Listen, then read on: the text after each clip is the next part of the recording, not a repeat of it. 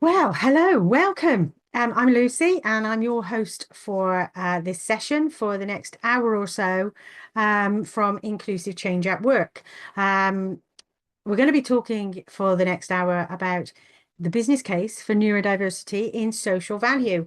Now, we are recording this session, so if you are watching this on a recording, hello, send us a message to let us know what you think and what you got out of this session. Um, we're going to be talking about businessy stuff, work stuff. We're going to talk about social value, which is something I've been talking about for the past month or so. In fact, probably more than that, in terms of how to strengthen your social value proposition and thinking about neurodiversity in particular. So let's get moving on. And I've got a few sort of introductory slides to take us through what's going to happen. So before we start, I always do a before we start. All right. So before we start, quick rundown of what will happen there. We're here for about an hour. All right. We probably will finish on that hour. Um, but hey, we do factor in an hour and a half, but we know that an hour and a half is a long time to sit and concentrate. And actually, I talk really fast. So there's a lot of information to share. So we go in for an hour, and then I'll be available for a little bit at the end. But we will move forward from that. Cameras on or off. It is entirely up to you. I can't see, I'm not looking at anybody. I squeeze down all my cameras, all my videos. So please feel free to keep your camera off. Same as feel free to move, fidget, eat, drink, but do it on mute. All right. Yeah, I've been that person who's been in a webinar and got caught out because I was eating a biscuit and somebody called me out and was like, who's making all that noise? Oh, crikey. Be on mute. All right. If you stay on mute, we can use the chat to interact. I will usually see a red dot and I will go straight to answer it. It will distract me, but that's okay. All right. That's how we do things. And ask questions as we go. Okay. There we go. Because asking questions as we go, we forget stuff as we go along. Which exactly this first slide, I would forget this if it wasn't here. I'm coming at you and talking from the point of view of inclusive change at work. We're a community interest company. We are based in the southwest of England, well, in the west of England, in Bristol, kind of, South Gloss to be exact. And we're doing this session in conjunction with South Gloss Council. South Gloss Council and us have been working together to talk about neurodiversity and open up opportunities and getting people and employers to think differently about neurodiversity in the workplace. But what we do at Inclusive Change is we talk about building the future of work with neurodiversity in mind. We've got a couple of websites. You can find us on those. But if you found this webinar already and you're watching it or you're watching it online later on the replay, then you probably know where we are anyway. Anyway, we'll move forward. And there's inclusive change as well. So we have two parts to our company. One part is a limited company and one part is a community interest company.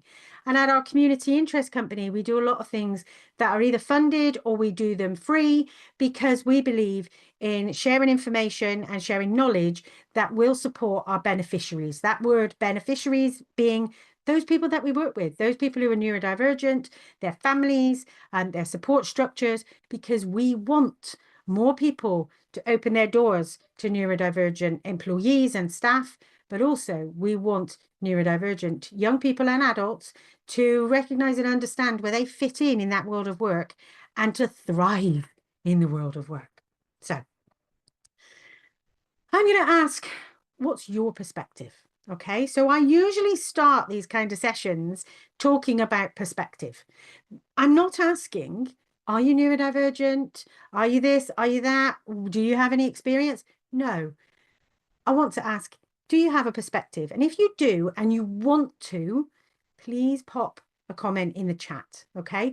I don't turn the mics on during the session because I kind of keep the flow going and we work quite quickly. And I know if we have a chat, we could be here for a long time. So my perspective and our perspective at Inclusive Change at Work is change begins with passionate people who have a vision. That's where I start from. Change begins with passionate people who have a vision. And that's me. I kind of see a vision where there is support in the workplace just naturally. That we think about everybody's brain types, we think about how everybody's brain works, and we create work environments and cultures that are accepting of different ways and diversity of thought. That is not easy.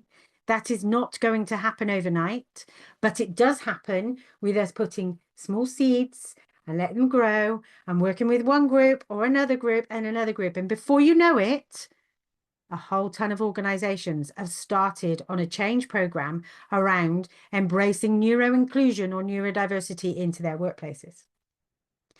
Just to give you a little bit more background on myself and what my personal perspective is, because quite often when we do these sessions and when I talk to professionals and I talk to organizations in particular, we end up at a point where the personal perspective comes out. And my personal perspective about why I run this company, why I set it up, why I do what I do every day, and sometimes it's not easy, is because I have a family that are neurodivergent. I grew up in a family that was neurodivergent, but I thought that was completely normal. I didn't see the difference. I didn't see the difference between myself and my Down syndrome uncle. Well, I did, but I didn't see that he had a different place in the world or that people would see him that differently, but they did. And once I grew up and got older, I saw that kind of thing happening. So I'm the founder and director of Inclusive Change and Inclusive Change at Work, CIC. I'm a serial social entrepreneur. I keep getting involved in this stuff and I can't help it. I think probably because I believe passionately in change and doing things differently. And sometimes I see value in purpose. I'm a parent now to two incredible neurodivergent teenagers who are going into their adulthood. So one's 17 in a couple of weeks and one's 18. We've had our own journey, and this session isn't about that journey, but I will signpost you to some stuff later on that you can find out more about me. In fact, there's a QR code on the screen that if you are able to photograph or do the thing with the QR code, you'll find my business card. And my business card has a whole load of links and stuff that you can find out about my story and my journey. Previously, I worked in higher education and civil service. I was in law enforcement for 16 years and did some very, very, very interesting stuff. But I've always, there's always been a service element to the stuff that I do. I'm a change management expert and have been for over 10 years now, been working in that area, and a consultant, facilitator and trainer. So there's a heck of a lot behind what I talk about. And that little bit at the bottom, imposter syndrome, say goodbye. Expert in neurodiversity. Supposedly, I contribute to textbooks, I contribute to books with other authors. I write about it, I talk about it, I blog about it, I talk on the radio and in media about neurodiversity. So that's my perspective. I'm going to check on my screen in the chat because I know that there is a message. Yeah, not everyone fits in the same box, and different people bring different strengths and weaknesses. Yes, there are different barriers to the workplace. And so that thought of that vision for me is a future where actually the reason why I set this organization up is because I didn't want the next generation of young people who are neurodivergent to go into the workplace and face the same barriers that people have been facing for the past few decades. I wanted and still want to make that change. I know it can be achieved, and I do it from a personal reason because I want my own children to thrive and succeed, but I also want other people's children to thrive and succeed too. So let's get into the detail of what we're going to do over the next kind of 50 minutes or so. All right. This is the first time that I've run this workshop on this particular topic. So this is quite new, but for the past few months, I've been talking about social value with a whole range of different people. In business talk, let's use the word stakeholders.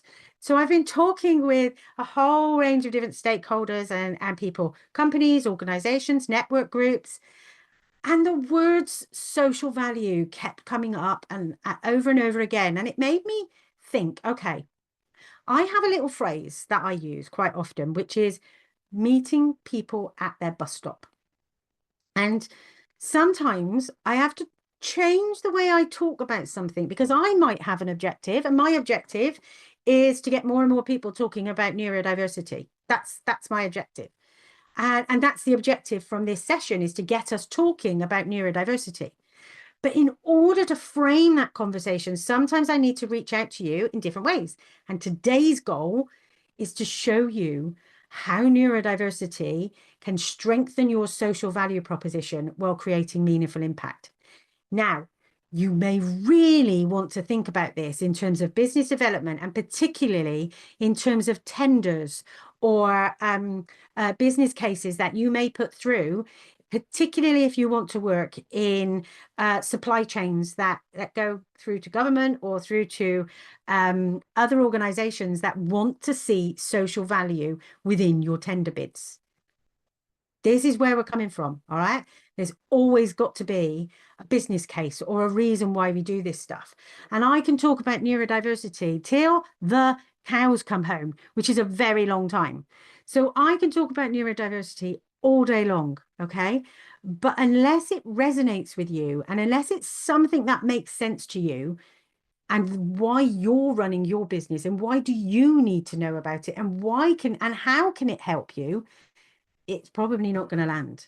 So today's goal, our target, look at my darts. All I can think of is Luke Littler when I see that, but I say that in a posh way now. Luke Littler, is a darts person who's very young, actually. He's probably 17, 18 years old, who is a champion darts player, for those of you that might not know, in the UK. That's why it makes me think of that. One thing I will say is sometimes I will go off track, but I will bring you back, okay? So let's get started on the goal. We're going to show you how neurodiversity strengthens your social value proposition while creating meaningful impact. First place to start then is social value. All right. Social value is something I'm seeing as a growing priority. More and more organizations, tender bids, if you are bidding through DPS, the dynamic purchasing system, or if you are putting in bids to organizations that want to see social value, you are going to have to put some good stuff in there now. Yep.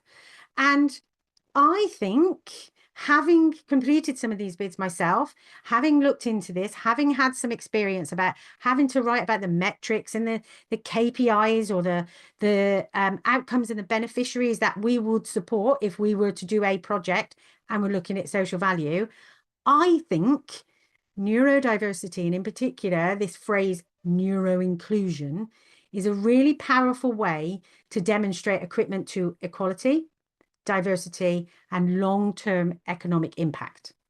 We can also throw inclusion in there as well, okay?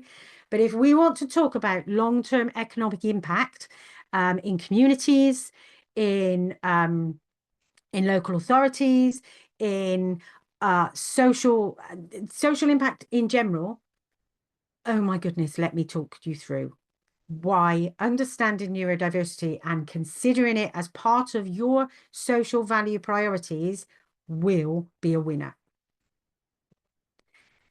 So the next thing, or the place where I really want to start, is talking about a business case. When we talk about organizations, when we talk about business development, we talk about what we are trying to achieve, we need a business case, all right? I have for far too many years been, this is a really good thing to do and you should do this. But actually, what you really need are the facts, the evidence, the reasons why neuroinclusion and understanding neurodiversity for social value makes good business sense. So let's start with some simple stats. Around 1 in 7 of the UK population is neurodivergent, but most workplaces are not yet designed for them.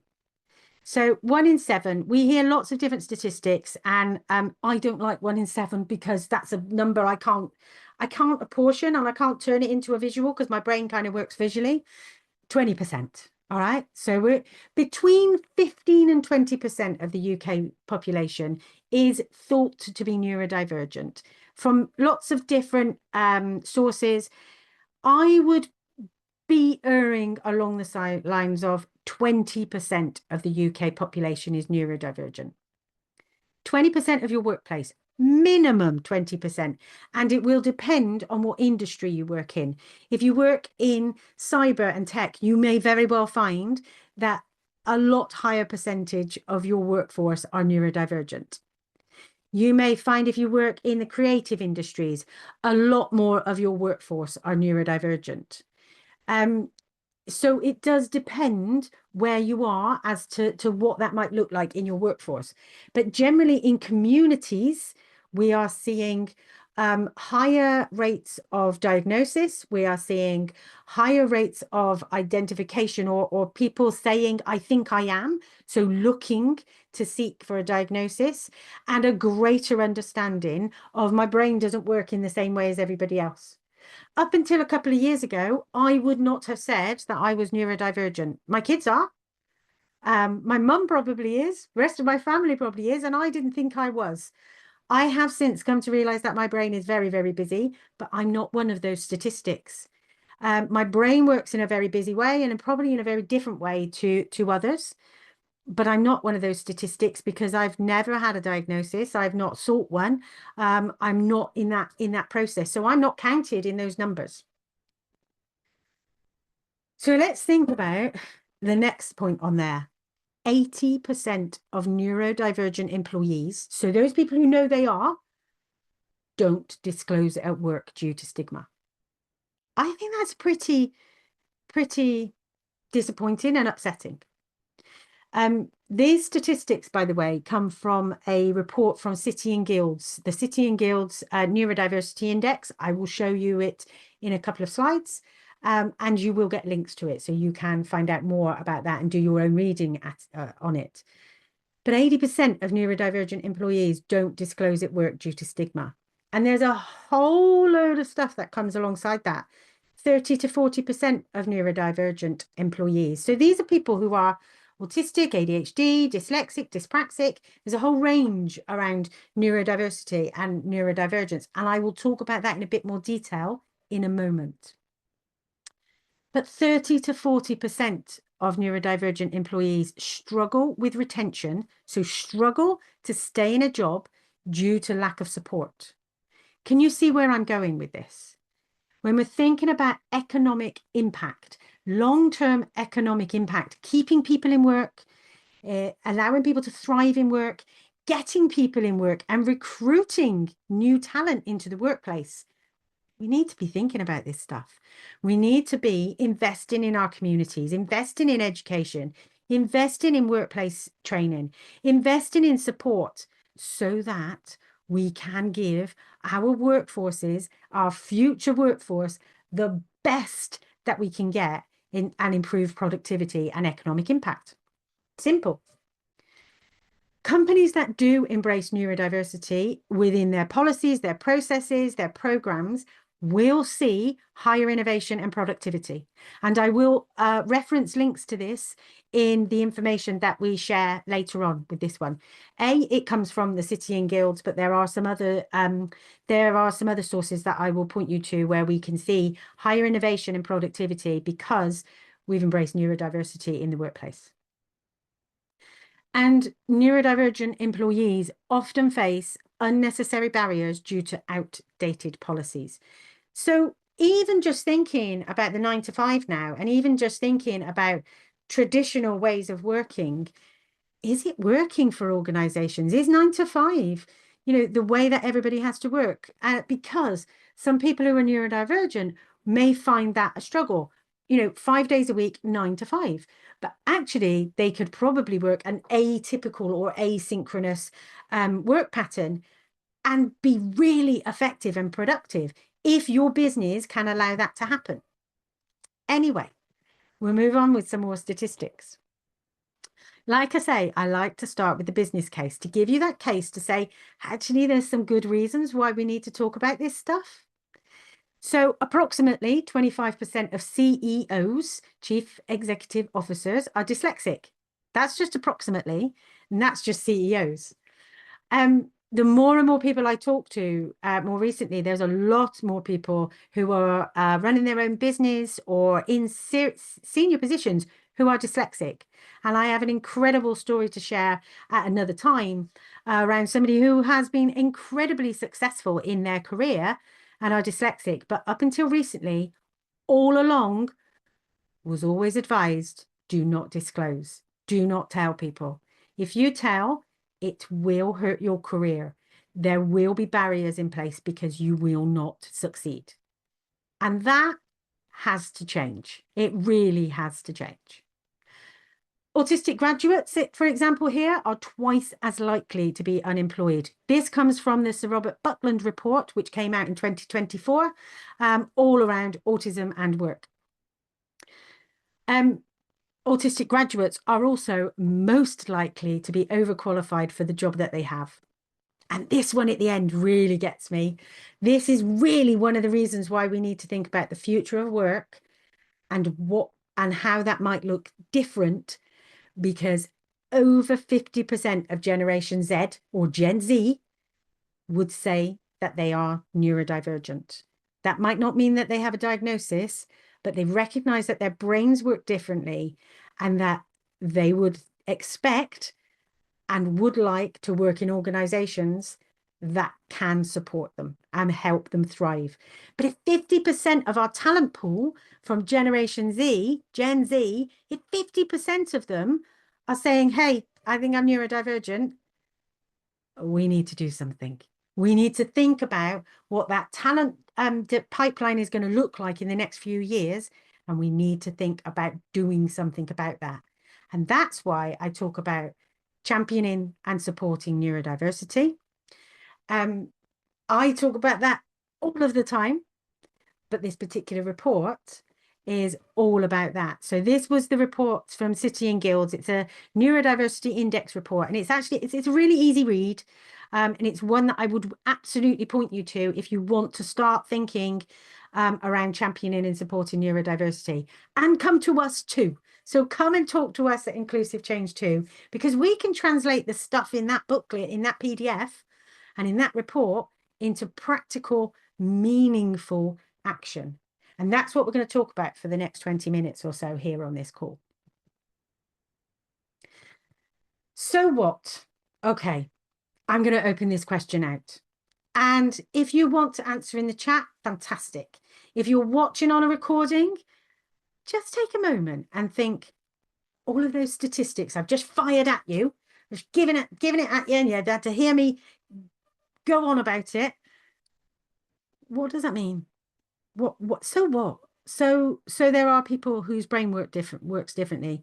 Well, we have leadership training, we have team building, we have different ways of working, or do we?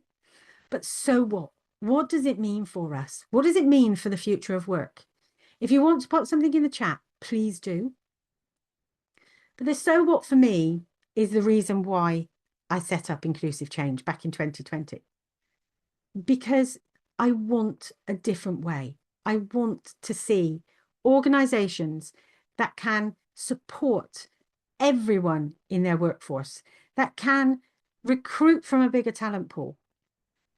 But then on the flip side, thinking of it as an employer, the so what is, hey, grievances, complaints, sickness. If 30 to 40% of neurodivergent employees are struggling to stay in work and struggling with retention in the workplace, shouldn't we do something? We talk quite often about mental health and well-being, and this is a big, big impact on this.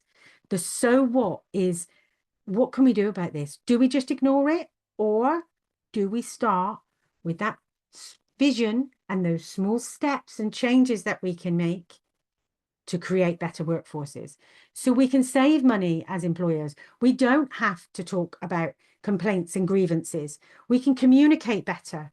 We can have better outcomes in the workplace. And I'm just going to check on some of the comments.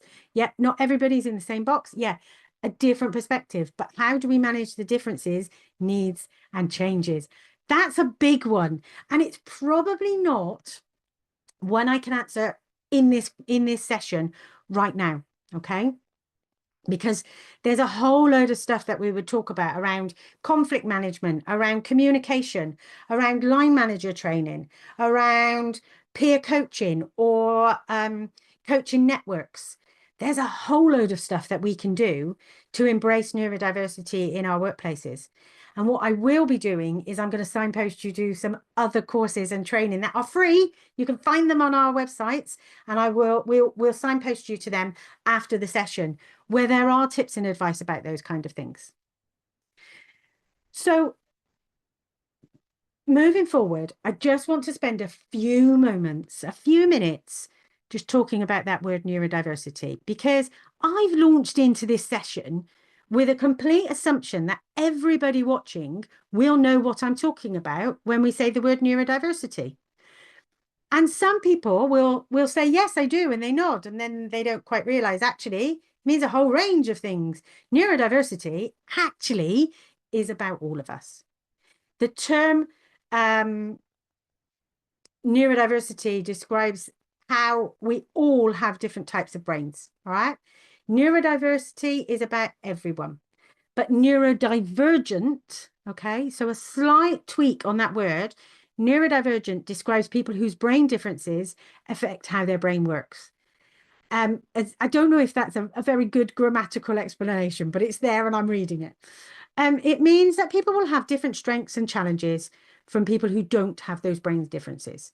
But even two autistic people will be very different from each other.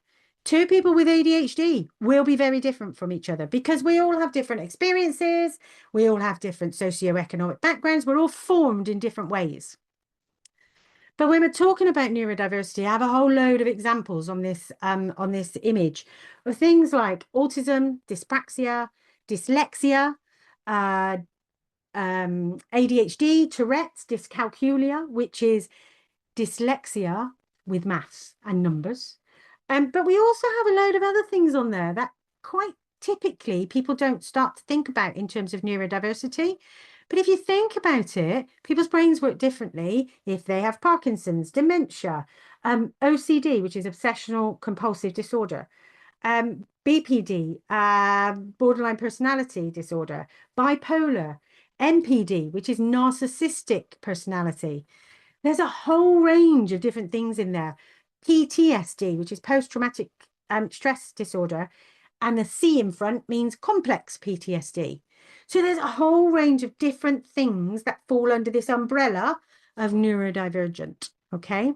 And when I'm talking about neurodiversity, yes, I'm talking about everyone. I'm talking about how our brains work differently. But specifically, I'm talking about people who will have additional barriers in the workplace. And usually those people are neurodivergent. So they will fall under usually one of these conditions and maybe others that I haven't captured here. But the language and the understanding and research around neurodiversity is evolving considerably. Okay. I have a little bit of what does neurodiversity look like? Anybody think or have heard of that phrase? You don't look autistic. Okay. Well, specifically on this page, all of the celebrities, and we will say they are celebrities, there are people in high profile positions who you might recognize, particularly if you're in the UK. Guess what? They're all autistic. So Sir Anthony Hopkins, Chris Packham, Christine McGuinness, Rav Wilding, Shappi Khorsandi, Ryan Gosling, and Greta Thunberg all have been open about their neurodivergence. Okay. Actually, I say they're all autistic, and the only one on there, there's two on there that aren't actually. Shappi Khorsandi and Ryan Gosling. Ryan Gosling is ADHD, and Shappi Khorsandi is also ADHD. So they're not open. I haven't seen anything that they're autistic. So just to make that fact check there. But many people will think that there's a look. Yeah, there isn't a look. There is no look. And understanding and finding out about your neurodivergence in particular is happening to a lot of people who are already in the workplace, who have children and have recognized their neurodivergence through their own children who have been struggling at school. and then start to reflect on themselves. And I personally, and our organization at Inclusive Change, we work with clients and people who are finding this out all of the time at a later stage in their life, in their 30s, 40s, 50s, and even their 70s. So neurodivergence is something that's been around for ages, but we just didn't talk or recognize it enough. I will whiz through the next slides, but we're not going to spend too much time on them because I usually do a bit of a quiz of who do you know and what do they have in common with my really, really fuzzy photos there on some people. All of these people on this screen are autistic. I'm not going to go through them all. So we'll if you come back to us with another session, you might get to see them another time. All of the people on this screen are autistic. And all of the people on this screen have dyslexia. And all of them are open about it and have talked about it. Many are doing stuff in the public eye and doing really high profile stuff to make a difference. I know Jamie Oliver is currently in production with a documentary around dyslexia. Richard Branson is very out there and open about his dyslexia now, and he's also talking about other forms of neurodivergence. And he is very involved with things like Made by Dyslexia and things like that. I put those faces up and I show you those because I want you to think, okay, this isn't just talking about people with learning difficulties and being kind to them and giving them a job and job crafting or job carving. Neurodiversity is about all of us, and many of us don't recognize and realize until we are much later into our careers that we are neurodivergent. So that's my 5 or 6 minutes there about neurodiversity. If you want to know more specifically about different conditions and different challenges in the workplace, we have other training, and you can come and talk to us about our training packages and the offer that we have at Inclusive Change. However, let's get back to the job in hand. Right. We wanted to talk about social value and neurodiversity. And my phrase I'm going to say is a path to success. And if anybody, and I don't even know if this will work, I've never asked this question before, if anybody knows where that path is, and it's in a famous tourist attraction in the UK, if anybody knows where it is, pop it in the chat, let me know. There could be a prize, there might not, there probably isn't a prize, to be quite honest with you, but a round of applause for me if you know where it is. Social value and neurodiversity, a path to success. Okay, so combining these two, I truly believe that we can look at things like tackling economic inequality. We can create equal opportunity for underrepresented talent. And we can look at promoting long-term community impact through things like inclusive hiring. But go back to the business case, and we can actually make real return on investment and impact through social value and through considering neurodiversity in your programs and in your projects and your tender bids. We are going to be able to make an impact for your organizations, but also for your communities. And that is what that social impact is about. If you have any questions or you want to share anything, please put it in the chat, okay? As I'll pick it up. So as we kind of rattle on through, I wanted to give you some examples of how inclusive change at work could and can support you with your social value priorities. So to start off, this particular session is funded through South Gloucestershire Council. And I think I remember saying at the beginning of this session, I want to meet people at our bus stop. I want to talk about things that are relevant to you. So if you're watching this video, social value is relevant to you. And if you are then minded, or if you are then engaged and motivated to pick up the phone or drop us an email and start working with us and start thinking about how we can open up opportunities for young people, then we will have achieved some of our outcomes from our funding through South Gloss. So I'm just going to start there. And at Inclusive Change at Work, we talk about how we support our communities and our beneficiaries in lots of different ways. This is one of them, okay? So we've got some examples now, and I think there's about 5 different examples in areas where we can talk about social value and what that means. Okay. So the first area, and there are 5 key priorities in social value that they've been brought to my attention and I've been researching. And so number 1, employment and skills development. So think about everything I've just been talking about for the last 35 minutes. Employment and skills development, supporting underrepresented groups. So people who are neurodivergent, maybe ex-offenders, care leavers, supporting them into meaningful employment will have a social impact. And one of the images that we have on there is a partnership and a working together between us at Inclusive Change at Work, CIC, and YCG Trust, which is your consultation group.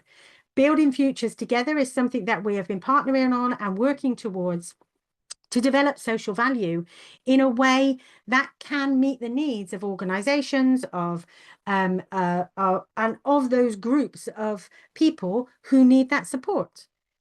So employment and skills development could look like bringing underrepresented groups into meaningful employment, having a training program or a pre-start program or a traineeship that is specifically for neurodivergent young people or neurodivergent adults who have been unemployed, or ex-offenders or people who are care leavers. We can do this stuff. We are doing this stuff, and we can help you develop your social value by investing in this and actually supporting us to do better and more and in more places. But we can also look at providing apprenticeships, work placements, and training opportunities. So if you as an organization or as an employer could and feel like you can, and you can, by the way, open up your doors and create opportunities like apprenticeships, work placements, and training opportunities, we would love to talk to you, and we would love to be able to demonstrate that social value for you. So that's area number 1, employment and skills development. The next social value priority is community engagement and volunteering. How many times have charities and organizations in my network been asked, can we come and do some volunteering for you? And generally, they kind of want like a one day where a group of people come in and do a thing. But there aren't always the times or the things to do for all of these charities and organizations. And at Inclusive Change at Work's KIC, we are engaged with a whole range of different charities and non-profits in the Southwest who really want community engagement. They really want volunteering. They really want you to come and work with them. One of the ways that you could work with us at Inclusive Change at Work is through our Project Sandbox. Project Sandbox is a project that we have set up specifically in our organization, where we are helping to build digital skills for all. We're doing this through the creation of podcasts and digital content creation. We have some funding, but I'm going to tell you a bit more about it in a moment because I've got a case study and an example for you in a few minutes. But what we would love and what we reach out to is organizations who want to encourage employees to volunteer to support social impact projects. And so sometimes that's using your skills. Sometimes that's bringing your skills to us as an organization to help us out in marketing, in fundraising, in finance, in governance, but also skills like, actually, do you know how to set up a podcast? Do you know how to edit material? Could you train a young person to make that happen? Boom, there you go. Community engagement and volunteering there. You can partner with local organizations to enhance community development as well. And within our network at Inclusive Change at Work, we have a range of charities who really want support. And actually, we have the seeds of an idea where if we can match young people and adults who have been out of work with charities and non-profits, they both want to work together, but it takes funding to do that. So if you want to get involved with community engagement and volunteering, then we're here for you. Next one. Third priority is diversity, equity, and inclusion. All right. Creating a diverse and inclusive workforce with clear policies and reporting is a priority. It is one of our social value priorities. By having a diverse and inclusive workforce, we are going to have better represented workforces and better communities. But supporting your teams takes knowledge and understanding, and you need to build skills, or you need to invest in inclusive practices. We do a whole range of training around that, including things like understanding access to work to support individuals. But as part of those priorities, the way in which we can embrace neurodiversity in that is by supporting individuals with additional needs, which will include neurodivergent and disabled employees. By demonstrating that you are doing that and doing it well and getting metrics and outcomes that have shown that you've made improvements and that your organization is an open or welcoming, confident space to work for somebody who's neurodivergent, you will be hitting your social value targets. We can help with that around metrics, around understanding, and around developing programs to help you get there. Now, the fourth one, okay, we don't have such a knowledge and awareness of this one. And this one is around environmental sustainability. Okay, so we're talking about reducing carbon footprints and implementing sustainable business practices. All right.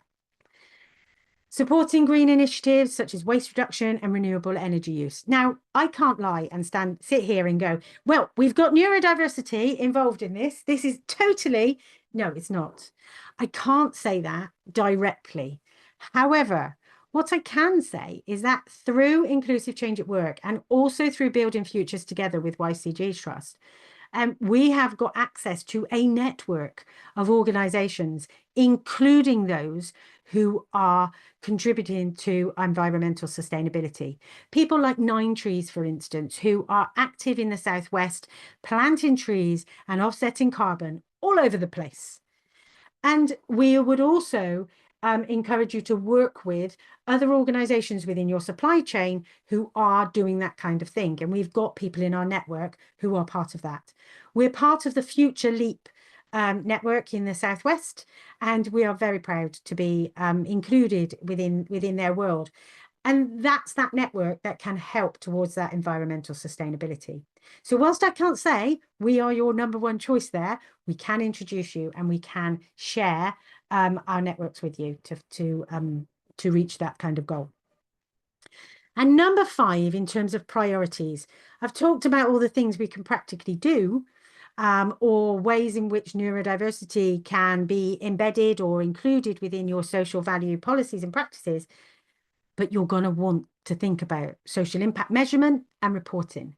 And again, we have expertise and we have knowledge around providing measurable social return on investment data. All right. Things like if you invest in an ex-offender in terms of providing work opportunities and supporting things like building futures together, there is a return of somewhere in the region of £14 per pound invested. The social return, the social impact on investing £1 in a project with us could end up with a £14 measurable return in your impact. That's a lot of money, or 14 times that £1. That's a lot of impact. So that's a lot in your community, a lot in the economic impact that we can do. And so we can demonstrate long-term positive outcomes for communities and individuals. And this is the only way that we are going to make things change. Those small seeds and having a vision, it's only going to change by looking at the long-term positive outcomes. I know things aren't going to change overnight. I know that we're not going to have fully inclusive workplaces in the next 5 years, but we can start to make steps towards it so that in 10 years' time, we can look back and go, I can't believe we never did that before. I'm old enough now with a 35 plus career to be able to remember workplaces that were absolutely not diverse. You know, even being a woman in those workplaces were difficult. And I worked in law enforcement for 16 years. But look at where we are now. Look at how much has progressed. And in 10 years' time, we can be demonstrating long-term positive outcomes for communities and individuals. That's a lot to throw at you. And I do apologize. And I said this in a session earlier. It's a lot, it's overwhelming. But what I'd like you to do is think about each of those 5 priorities and maybe think about how does that work for us? Are there things that we'd like to find out more about in our own organizations? And how could we talk about neurodiversity in our strategy, in our next 5-year strategy? Is it going to be up there in one of your priorities? And I blooming well hope it is. I really hope it is. Many local authorities, actually the post-16, the opportunities for neurodivergent and SEND young people, that's becoming top 3 priorities now. That's within local authority priorities for children and young people's services. Because we know that young people are going to grow up, we want them into that workplace. And the whole reason why I talk about inclusive change at work is because we want to create that workforce for the future with neurodiversity in mind. Simple as. Okay, any questions, any comments before I go too much further? Because I know I talk a lot. I know that there's a lot to take in. So let's move forward. I wanted to give you a little bit of an example of how at Inclusive Change at Work we have been using our Project Sandbox to demonstrate and to give social value, and how organizations and our sponsors have been invested in that and so can see what we've been doing. So for instance, Culture Gem, which is a it's an online training platform. They do information security, the boring stuff like GDPR and health and safety and manual handling.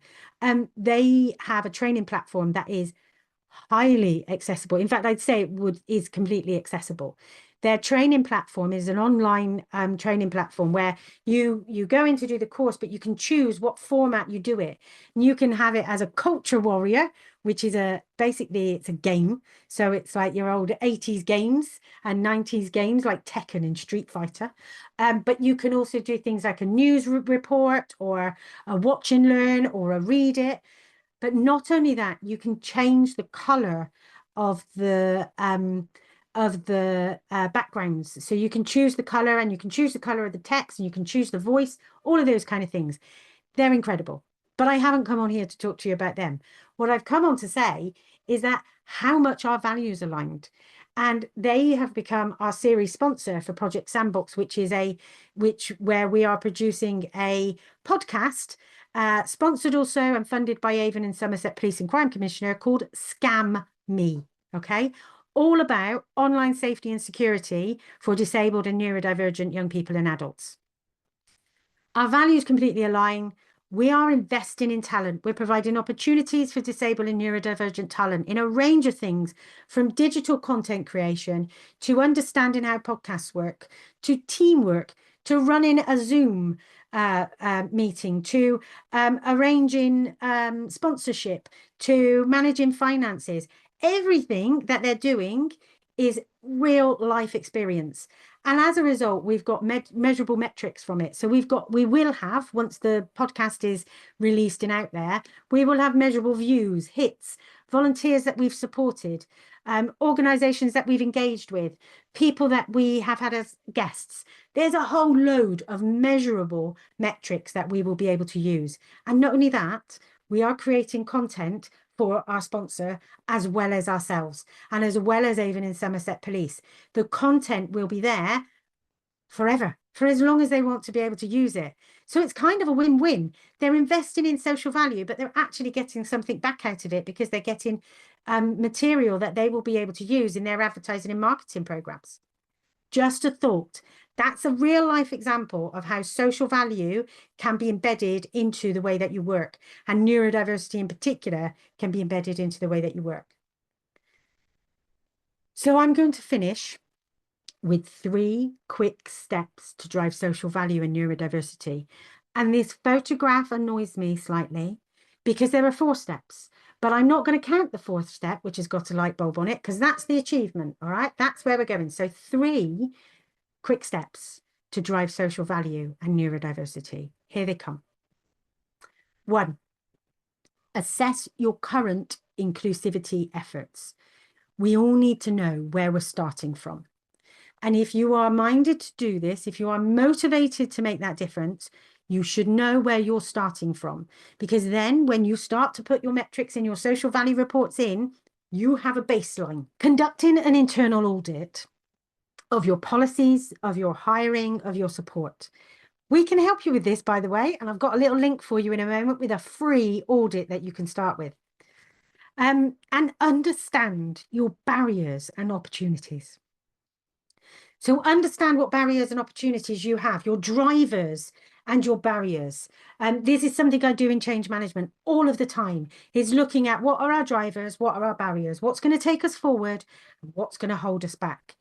So what are your current inclusivity efforts and where are you? That's my step one that I will give you if you're really going to go along this journey.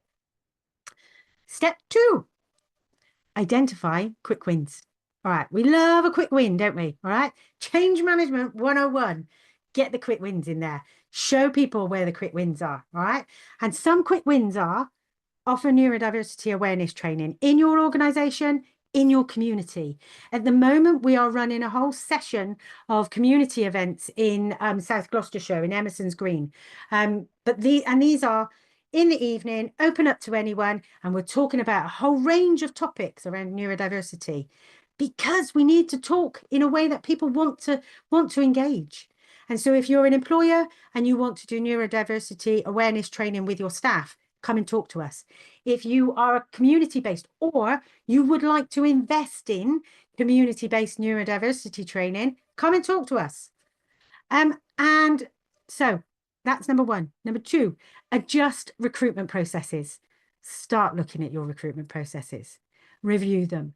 Are they neurodivergent friendly? Could a dyslexic person be completely put off because of the amount of words that they have to send you and write in terms of their application? Are you screening out somebody who's completely written their CV in ChatGPT because they've had to use that because that makes it easier for them to articulate that information? Look at your recruitment processes. Look at your interview processes. Are you sending questions in advance? Is that something that your company is willing to do for everyone? Why not? Just do it. And then lastly on here, think about workplace adjustments. Are there things that you can do in your workplace that will not cost very much money, that will not be very disruptive, that can benefit everyone? Now, bearing in mind, we're almost at the end of our hour, and we have a whole lot of other training that can go into these things in a lot more detail. But these are 3 steps, and we're not even on to step 3 yet. But this is an area where you can think about quick wins and you can work on this yourself. Step 3, measure and articulate the impact. Track the outcomes. Look at hiring rates, look at retention, performance. Is there improvements in performance? Have you had less complaints, less grievances, less stress, less time off sick? These are the metrics that are going to demonstrate that this has worked. And showcase success in social value statements for your tender bids. Can't even say that word. Showcase success in social value statements for tender bids. So those were 3 steps for you that you can use to get started in social value or thinking about social value with neurodiversity. And I am about to wrap up. I can't believe I've done this in time. So this was the first time I've done this session, so I'm really appreciative of any feedback, of anything that you'd like to see more of, or that you think, oh, that could have been better, but also of things that you thought were really good. Thank you. I like that. If you want to find out more, over at inclusivechange.co.uk, which is our sister company to Inclusive Change at Work Kick, we have some audits for you. So if you want to get started on some neurodivergent or neurodiversity audits, we've got one on policies, procedures and recruitment, and one on culture and environment. So let us help you. These are free. They're online. You can do them at your own pace. Take them. If you want to delve further, we have longer, more in-depth audits that we can work with you on, and that would be more than happy to engage with you on. So I'm going to finish up. And like I say, I've done pretty well. I'm going to ask you, what next? You might ask me, what next? Well, I'm going to ask you then, what one thing will you commit to now? So after doing this session and listening to the things that I've said in the past hour, what would you like to commit to right now? Is there more learning that you want to do? Is there something that you want to go and talk about with your senior managers or the people that make decisions within your workplace? What one thing will you commit to now? Drop it in the chat if you're happy to share, or if you've watched online, drop us a message. All right. Let us know what one thing will you commit to after listening to what I've been talking about for the past hour. And if you want to keep the conversation going, there's another QR code. We will send this out, so you will get a link to this. This will take you to a dedicated web page where we will put lots of resources and links and a recording of this video in there. So just to finish up, we're Inclusive Change. We build the future of work with neurodiversity in mind. We're at icaw-cic.com